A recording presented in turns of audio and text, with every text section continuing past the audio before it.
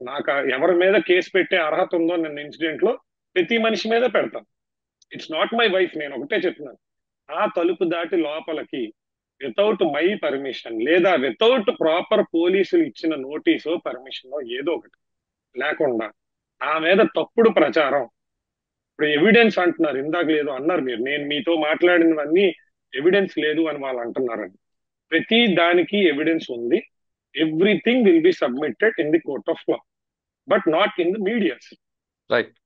మీడియాలో మీడియా నా మీడియా కూడా అవసరం లేదు, మీరు పోలీస్ స్టేషన్కి ఇస్తే సార్ చాలు. నా సార్ నా నేను నా పిల్లం నా కూతురు ప్రేమగా ఉన్న ఫోటోలు నేను మీడియా కిందకి ఇస్తానండి. అవును. మీడియాలో ఎందుకు పెడతాను? అవి నా ఫ్యామిలీ మ్యాటర్స్, నా పర్సనల్ ఫ్యామిలీ మ్యాటర్స్. ఆ ఫొటోస్ మీ అత్తగారు ఇచ్చారు కదా మీడియాకి. వాళ్ళు ఇచ్చినవి వాళ్ళకి అనుకూలంగా ఉన్నాయి. ఇప్పుడు పాపని చూడలేదు అన్న పాయింట్ మీద చెప్తున్నాను. ఆ. ఈ 4 ఏళ్లలో నేను ఎన్నిసార్లు మధ్య మధ్యలో స్కూల్కి వెళ్ళి పాపని కలిశాను మీరు పాప అన్నిసార్లు. మీరు పాపకి అస్సలు చూడలేదు, స్కూల్కి వెళ్ళలేదు, పట్టించుకోలేదని మీ అత్తగారు కూడా అంటారు. ఆ వెళ్ళి కలిసిన ఫొటోస్ అన్ని నా దగ్గర ఉన్నాయి. ఎందుకంటే ఓకే. ఇప్పుడు నేను పాపని ఒక 10 రోజుల తర్వాత, నెల రోజుల తర్వాత, 2 నెలల తర్వాత గ్యాప్ లో వెళ్ళాను అనుకోండి, ఉమ్. ఖచ్చితంగా నా మెమరీ కోసం ఆ పాపతో ఫోటో అయితే తీసుకుని ఉంటాను కదా. అవును. ఆ పాపతో ముచ్చటపడి లేదా మా అమ్మ నాన్నకి పంపించుకోవడానికైనా, నా అమ్మ మోక్షిత చూడమ్మా ఎంత పెద్దదైపోయిందో, చూడమ్మా పిలకలు ఎంత బాగున్నాయా అని చెప్పుకోవడానికైనా ఫోటోలు తీసుకున్న సందర్భాలు చాలా ఉన్నాయి. అవును. ఆ ఫొటోస్ అన్ని ఉన్నాయి. ఆ ఫొటోస్ అన్ని ఉన్నాయి క్లియర్. సార్ ఇప్పుడు ఫైనల్, అంటే నా నా పర్సనల్ ఒపీనియన్ కూడా మీ ఇద్దరి మధ్యన పాప నలిగిపోకూడదు అనేది నా ప్రధానంగా కోరుకునేది. నేను ఇక్కడ చిన్నపిల్ల, చాలా భవిష్యత్తు ఉంది. మీరు అన్ని ఇందాక చెప్తున్నట్లుగా సోషల్ మీడియాలో రేపు ఏవైనా పేరు కొట్టిన, వైజాగ్ అని కొట్టిన అమ్మాయి వచ్చిందంటే ఆమె క్లాస్మేట్ లో కానీ లేదా ఆమెకున్న ఫ్రెండ్ సర్కిల్ లో కానీ రేపు రేపు ఫర్దర్ గా ఇంకా పైకి వెళితే అక్కడ జరిగిన ఇష్యూలో కానీ ఈ అమ్మాయి పేరు బ్యాడ్ అయ్యిందంటే చాలా సఫర్ అవుతుంది అమ్మాయి. అవునండి, ఖచ్చితంగా.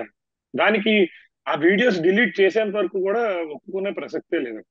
ఓకే, ఫైనల్ గా చెప్పండి సాయి గారు. ఉమ్, మీ ఇద్దరు చిలకా గోరికలాగా ఉండేవారని గతంలో మీరు చెప్పారు, కొంతమంది కూడా చెప్తున్నారు. ఏదో ఉమ్, ఇన్సిడెంట్ జరిగింది, ఇంతవరకు రప్చర్ అయిపోయారు. ఉమ్. ఇప్పుడు ఈ రోజు ఉదయం కూడా మీ వైఫ్ మాట్లాడుతున్నప్పుడు కొంత బెండ్ అయినట్లుగా నాకు అనిపిస్తున్నారు. ఉమ్. ఒకవేళ ఆవిడ తగ్గి మీ దగ్గరకు వస్తారా, లేదు మీరు తగ్గి ఆమె దగ్గరికి వెళ్తారా, లేదు ఇద్దరు తగ్గకుండా ఎవరికారే ఆ విధంగా ఉంటారా? సార్ ఫస్ట్ ఆఫ్ ఆల్ ఆమె గురించి నాకు తెలియదండి. ఎందుకంటే ప్రెసెంట్ నేనున్న సిచ్యువేషన్ లో ఆమె నటిస్తుందో నిజంగా ఉందో కనుక్కోలేని సిచ్యువేషన్ లో నేను ఉన్నాను. ఎందుకు అంత ఫ్రాంక్ గా చెప్తున్నానంటే ఒక 10-15 రోజుల క్రితం ఆవిడ నాకు ఫోన్ చేసి చాలా బాగా మాట్లాడారండి. ఆవిడ నాకు ఒక 10-15 రోజుల క్రితం ఫోన్ చేసి ఆవిడ ఏదో కష్టంలో ఉన్నానని చెప్పుకున్నారు, ఏదో హెల్ప్ చేయమని అడిగారు, మాట్లాడారు. ఒక నెల రోజులు అవుద్ది, 15 రోజులు కదా, ఒక నెల రోజులు. ఒక 3 నెలల క్రితం నేను పాపను స్కూల్ దగ్గరికి వెళ్ళడానికి వెళ్తే ఆ రోజు ఆవిడ అక్కడే ఉన్నారు. ఆవిడ నువ్వు ఫాదర్ పాపను చూడొద్దు అనలేదు, వాళ్ళ మదర్ ఉంటేనే అంటారు. నేను కలిసినట్టు వాళ్ళ మదర్కి తెలియదు, ఈవిడ ఉమ్. చెప్పదు. ఎందుకంటే వాళ్ళ మదర్ దగ్గర ఈ ఇద్దరు నా మీద శత్రుత్వం అలా కామన్ గా మెయింటైన్ చేస్తూ ఉంటారు. పాపను తీసుకుని తినని తీసుకుని నా సొంత కారులో ఎక్కించుకుని అక్కడే 1/2 కిలోమీటర్ దూరంలో ఉన్న ఒక రెస్టారెంట్ కి తీసుకెళ్లి ఇద్దరికి లంచ్ టైంకి వెళ్ళడం వల్ల ఇద్దరికి ఫుడ్ తినిపించి, పాప బొమ్మలు కావాలంటే వెంటనే ఒక షాపింగ్ మాల్ కి తీసుకెళ్లి బొమ్మలు కొని అన్ని చేసి మళ్ళీ తీసుకెళ్లి స్కూల్ దగ్గర దింపేసి వచ్చాను. మరి 3 నెలల క్రితం, నెల రోజుల క్రితం మనం బాగానే ఉన్నాం. ఇప్పుడు what is this all of a sudden? ఇప్పుడు ఇంకొకటి కూడా సార్, ఇందాకలో ఒక ఇంటర్వ్యూలో ఎవరో ఒక అడ్వకేట్ గారు చాలా బాగా అడిగారు న్యాయంగా. ఇప్పుడు ఈ రోజే తెలిసిందా, 4 ఏళ్ల నుంచి తెలీదా? పోనీ ఎఫ్ఐఆర్ పెట్టుకుంటున్నాడు, రోజుకు ఒక ఎఫ్ఐఆర్ పెట్టుకుంటాడు, ఒక 30-40 లెక్క చెప్తున్నారు మీరు. పెళ్లికి ముందు నుంచి ఉన్నాయి అంటున్నారు, పెళ్లి అయినప్పుడు ఉంటున్నాయి అంటున్నారు, తర్వాత ఉమ్. కూడా ఉన్నాయి అంటున్నారు. మరి అవును. 4 ఏళ్లలో కూడా చాలా ఉన్నాయని క్లెయిమ్ చేస్తున్న మీరు ఈ 4 ఏళ్లలో ఎందుకు ఈ స్టెప్ తీసుకోలేదు? ఇప్పుడు నేను ఒకటి చెప్తాను సరే, ఉన్నాయో లేదో పక్కన పెడదాం, నేను డిఫెండ్ చేసుకోవడానికి ట్రై చేయట్లేదు. ఈ 4 ఇయర్స్ నువ్వు హ్యాపీగా ఉన్నావు, సో నీకు నీ హస్బెండ్ వద్దు. నువ్వు దుబాయ్ వెళ్ళావు, కాంపిటీషన్స్ కి వెళ్ళావు, కేరళ వెళ్ళావు, దుబాయ్ వెళ్ళావు, ఇంకో చోటుకి వెళ్ళావు, ఇంకో చోటుకి వెళ్ళావు. మొత్తం ఆవిడ ఇన్స్టాగ్రామ్ చూస్తే ఎవ్రీ వీక్ ఒక ట్రిప్. రీసెంట్ గా కూడా ఉమ్. హాస్పిటల్ నుంచి వచ్చానని చెప్పిన ఆవిడ ఈ ఇన్సిడెంట్ జరిగే ముందు రోజే ఒక స్విమ్మింగ్ పూల్ లో ఇలా ఆడుకుంటా వీడియో పెట్టింది ఇన్స్టాగ్రామ్ లో. నేను చూసి ఓకే. నాకు చాలా మంది ఫోన్ చేశారు, నువ్వు ఆ మాట ఎందుకు అడగట్లేదు అని అంటే, నాకు ఆవిడ ఇన్స్టాగ్రామ్ కనపడదురా బాబు, ఆవిడ ఇన్స్టాగ్రామ్ నాకు కనపడకుండా దాచుకుంది, ఇలాంటి వాళ్ళు ఎవరైనా చెప్తేనే తెలుస్తుంది. నువ్వు అలాంటివి అడగచ్చు కదా గట్టిగా, వాళ్ళు నీ మీద ఇన్ని ఆరోపణలు చేస్తున్నారని నా కొలీగ్ ఫోన్ చేసి అడిగాడు. అడిగితే అన్న, ఏమోరా నాకు ఒకసారి రికార్డ్ చేసి పంపియండి అలాంటివి ఏమైనా ఉంటే అన్న. సో సార్, ఎవిడెన్స్ లేదు అనడానికి చెప్తున్నాను ఫస్ట్ ఆఫ్ ఆల్. నా నేను క్వశ్చన్ ఆన్సర్ అది కాదు. ఆవిడ తగ్గి మీ దగ్గరకు వస్తే మీరు యాక్సెప్ట్ చేస్తారా? లేదు పాప కోసం మీరే ఒక స్టెప్ కిందకి దిగి ఆమె దగ్గరికి వెళ్తారా? 4 years నుంచి నేను తగ్గే ఉన్నానండి. మీరు చెక్ చేసుకుంటే, ఎవరైనా చెక్ చేసుకుంటే, ఇన్ని కేసులు పెట్టినా ఒక్క రోజు కూడా నేను తిరిగి ఒక్క కేసు కూడా పెట్టలేదు.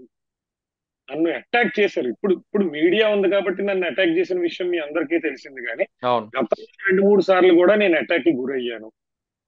క్లియర్ గా నా మీద రిక్కీ జరుగుతుంది. నా లైఫ్ థ్రెట్ లో ఉంది. ఇప్పుడు నా వాచ్మెన్ మాట్లాడారు అంటున్నారు. ఇక్కడ నా ఆఫీస్ లో ఎంత మందిని వాళ్ళు డబ్బు ఇచ్చుకున్నారో నాకు తెలియదు. నా ఇన్ఫర్మేషన్స్ ప్రతిదీ పిన్ టు పిన్ వాళ్ళ దగ్గరికి వెళ్తుంది. నేను ఇప్పుడు వాళ్ళే చూపిస్తున్నారు కదా మీడియాలో, ఈ అబ్బాయి ఈ రోజు అక్కడికి వెళ్ళాడు, ఇగో కారు, ఇంకో చోట ఇక్కడికి వెళ్ళాడు. So you are following me without uh, somebody. Rowdies are following me who has no proper detective licence. నీకు అంత నా మీద అనుమానం ఉంటే డిటెక్టివ్ ఏజెన్సీస్ ఉన్నాయి, వాళ్ళు హైర్ చేసుకుని నా మీద పెట్టుకో, నిఘా పెట్టుకో. ఇప్పుడు ఈ రౌడీ నా కొడుకులు నేను ఒక్కడనే దొరికినప్పుడు నన్ను హామ్ చేస్తే, అవును. లేదంటే మీరు ఏదో మీరు ఈ థ్రెట్ ఉన్నప్పుడు మీరే పోలీస్ స్టేషన్ కంప్లైంట్ ఇవ్వండి. ఇప్పటికే మీకు రైట్ ఉంది కదా.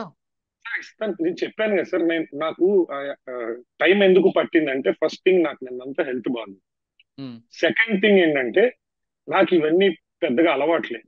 నేను అసలు ఏం కేసు పెట్టగలను, అసలు లా ఏంటి, అసలు ఇలా రావచ్చా నా ఆఫీస్ కి, మీడియాకి ఏం పర్మిషన్ ఉంది, ఆ అమ్మాయికి ఏం అధికారం ఉంది, ఈ లా అంతా ఫస్ట్ నేను తెలుసుకోవాలి.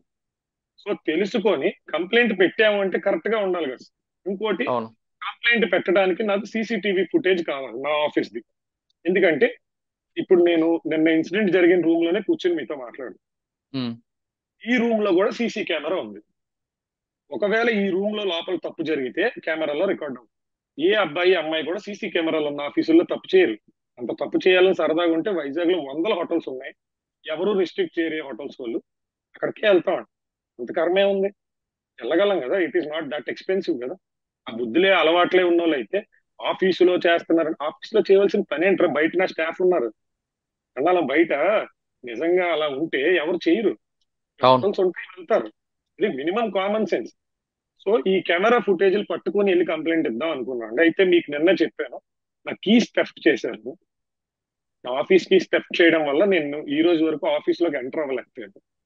ఉమ్, సో ఈ రోజు నేను మళ్ళా మా హౌస్ ఓనర్ దగ్గర సెకండ్ డూప్లికేట్ కీ తీసుకుని ఆఫీస్ ఓపెన్ చేసి, ఆ సీసీటీవీకి ఏజెంట్ టెక్నీషియన్ అంటాడు కదండి, అవును. టెక్నీషియన్ పిలిపించి బ్యాకప్ మొత్తం తీపించి, ఆ పర్టికులర్ టైమ్స్ లో ఎవరెవరు ఎంటర్ అయ్యారు, ఆ ఎంట్రీ దగ్గర నుంచి తీసుకొని, అసలు ఎంటర్ అవ్వక ముందు కింద గేట్ దగ్గర కూడా నాకు కెమెరా ఉంది. అసలు గేట్ దగ్గర ఎవరెవరు ఏవేమి మాట్లాడుకుని లోపలికి వచ్చారు, ఏదైనా ప్లానా, ఇది ఏమైనా కాన్స్పిరసీ ఏముంది దీని వెనకాతల, ఎవరు మనుషుల్ని పెట్టారు నా వెనకాతల. మీడియా వాళ్ళు కొంతమంది వస్తే, ఇప్పుడు 5-6 మైకులు పట్టుకొని వస్తే వాళ్ళ మధ్యలో ఇంకో 10 మంది ఉన్నారు. వాళ్ళు అవును. ఎవరు, మీడియా వాళ్ళ, రౌడీలా, హైర్డ్ గూండాసా, లేకపోతే మీడియా సపోర్టర్సా, అన్న సపోర్టర్సా, ఏ కారణం మీద లోపలికి వచ్చారు, ఇవన్నీ కూడా తెలుసుకుని కంప్లైంట్ ఇవ్వాలి సార్ ప్రాపర్ గా. లేకపోతే ఏదో నేను మిస్టేక్ చేసినట్టు లేదా కక్ష సాధింపు చర్యలా ఉంటాం.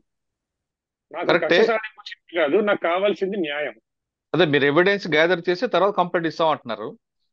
కానీ మీ వైఫ్ ఇంకో అమ్మాయిని చెప్పుతో కొట్టడం అనేది చాలా బాధాకర విషయం. ఆమె తప్పు చేసిందా లేదా అని డిసైడ్ చేయడానికి ఆమె కాదు. 100%. మరి ఆమె ఎందుకు రెస్పాండ్ అవ్వట్లేదు?